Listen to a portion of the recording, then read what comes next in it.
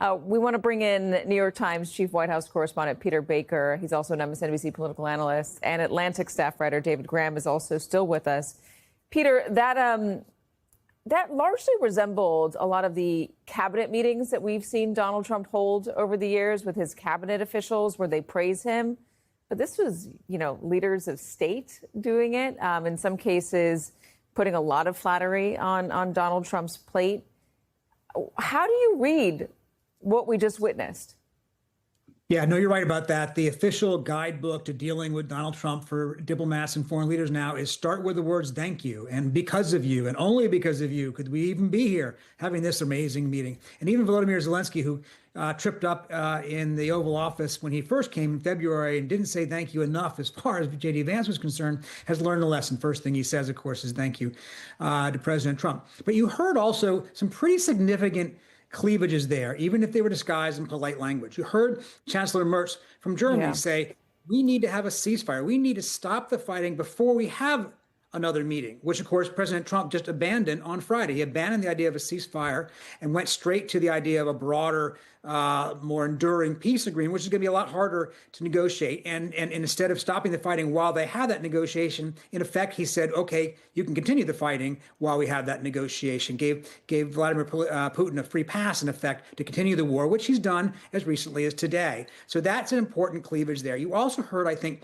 the European leaders cling to this idea that President Trump in the United States would participate in some way or another in a security guarantee for Ukraine once the war is ended, if it is actually ended. That's something that President Trump hasn't agreed to up until the last few days, and now is suggesting he would. But we don't know exactly what that would mean. And it's also worth remembering that when we say that it might be like an Article 5 type guarantee, that's reference to the NATO treaty, that this is a president who doesn't believe in Article 5, or at least on a number of occasions has suggested he doesn't believe in Article 5. And a number of occasions he has said the Article 5 of the NATO treaty says that an attack on one is an attack on all. It's a mutual defense clause that's believed to mean that if we have Russia attack one country, that the United States and others would come to their defense. Trump has said repeatedly over the years that he would consider that to be conditional if he thought it was worth coming to their defense, if he thought they spent enough on their own military, for instance. Last year alone, he said that if a NATO ally didn't spend enough as far as he was concerned on their own defense, he would tell Russia, do whatever the hell you want to them. That was his phrase, do whatever the hell you want to him. So if you're talking about an Article 5 guarantee from Donald Trump, the question is whether he really actually believes of such a thing. Yeah, I know that's a really good point. And Giorgia Meloni brought that up, the Article 5 model, as she put it. Will it matter to Donald Trump? David, I do want to linger for a moment longer, though, on the choreography here, the stagecraft, the body language. We read so much into that with Donald Trump and Vladimir Putin. And obviously, that was a very warm meeting the two of them had there in Alaska. But I would argue that this was a pretty warm meeting as well.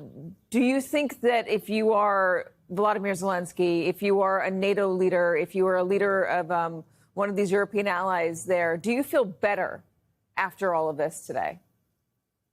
If you're a foreign leader in a meeting like this, you want to see a smile on Trump's face. And we saw Trump doing that. He seemed to be having a good time. He was praising them as well. You saw them laughing maybe a little bit excessively at some of his jokes. You saw the praise that Peter was talking about. And so, I think it does make a good feeling. But the problem is we've seen from the previous conversations with him last week, running then into Alaska, is that Trump tends to really fixate on the last thing he's heard. And so in the last people he's heard from are these ones, he's likely to be on their side.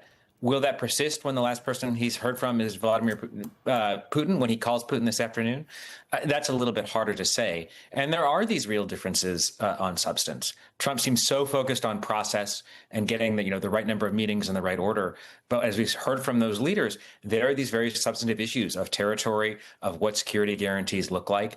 And although they wanted to steer the conversation back to them, Trump seemed eager to stay away from the specifics. All right, let's broaden this out a bit. Joining us now, Financial Times columnist and head of King's College, Cambridge, Gillian Tett, Washington Post columnist and senior fellow for national security at the Council on Foreign Relations, Max Boot. He's also the author of Reagan, His Life and Legend. All right, Max, let's talk about the Article 5 model, as Giorgia Meloni was referencing. That is something that, as Peter said, Donald Trump doesn't necessarily believe in. But if they're going to have an Article 5 model as a security guarantee condition for Ukraine, if it's just a matter of semantics, Does Russia get on board with that? I'm very doubtful about this whole security guarantee, Katie. In the first place, I don't understand Trump's position. He seems to be saying Ukraine will never be invited to be part of NATO, but at the same time, he's open to extending Article 5 guarantees to Ukraine. Well, Article 5 guarantees, that's from the NATO treaty. That's what NATO is all about. So if you're going to extend the Article 5 guarantees to Ukraine, why wouldn't you include them in NATO in the first place? I'm not sure that this is really, that Trump has thought this through. I don't see any indication that he's willing to send U.S. forces to Ukrainian soil to guarantee a ceasefire, which would be the only kind of gold standard security guarantee that I think would make a further Russian attack truly unlikely. And I don't see any indication that Putin has actually backed off his opposition to any Western security guarantees for Ukraine. I don't know exactly what he said to Trump in Alaska, but it sounds like it was something pretty general that he might be open to some kind of security guarantees. But Putin has made clear all along he is opposed to Western troops on Ukrainian soil. In fact, he's opposed to further Western military aid to Ukraine.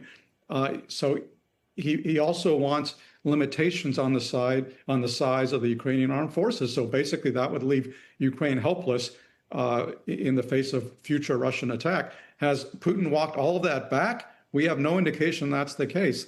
We're only going on these very nebulous comments that Putin has made to Witkoff and to Trump, and it's not clear exactly what they mean. So I don't think we've made that much progress on the security guarantees. Max, how do you bridge that gap? I think this is just a lot of happy talk. How do you bridge that gap? That is a wide gulf you're talking about. How do you come to terms when Ukraine and NATO and European allies want a security guarantee that is modeled after Article 5, and Vladimir Putin has long been against that very thing? I don't think this gap is bridgeable right now, Katie. I mean, Trump is talking about like we're on the verge of peace in Ukraine. He actually said we will come to a resolution today, I think, on almost everything. That's bunk. I don't think we're anywhere close to a resolution. I don't think there's much chance that this war will end anytime in the foreseeable future.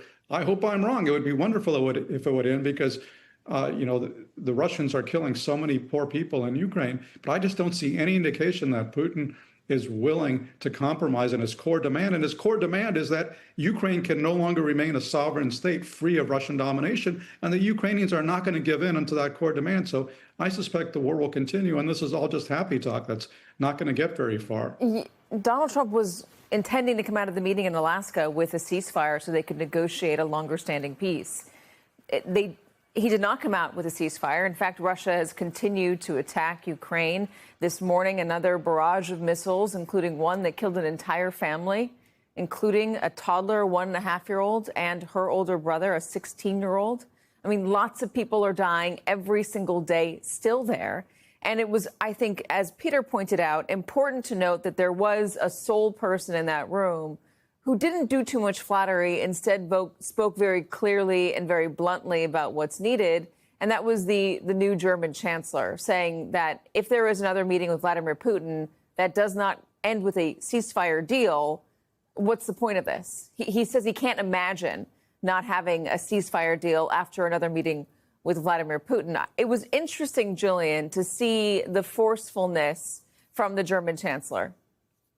Yes, absolutely. And that's partly a cultural difference in that Germans don't do flattery and sycophancy normally. It's also because Germany is coping with a pretty restive voters who are very concerned both about Donald Trump. They do not want Germany to be kowtowing to Donald Trump, but there's also concern about spending too much money on supporting Ukraine. So Germany's in a very difficult position. I mean, the choreography of this meeting was fascinating, and perhaps one of the most important people around the table who has got no attention is Alex Stubb, the president of Finland, who, like Mark Rutte, the head of NATO, has gone out of his way to build a relationship with Donald Trump, in the case of Alex Stubb, by playing golf.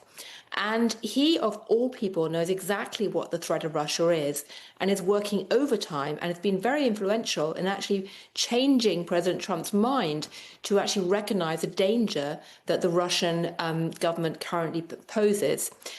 I'm not personally quite as negative as Max Boot necessarily, because although I think there are formidable hurdles, and I don't think there's a sense of agreement whatsoever around security guarantees, The very fact that President Trump pulled together these European leaders, the fact they came together in the middle of August, which frankly for Europeans used to be absolutely taboo doing anything serious in August. The fact they all got on a plane and flew together and came into the White House is very significant indeed.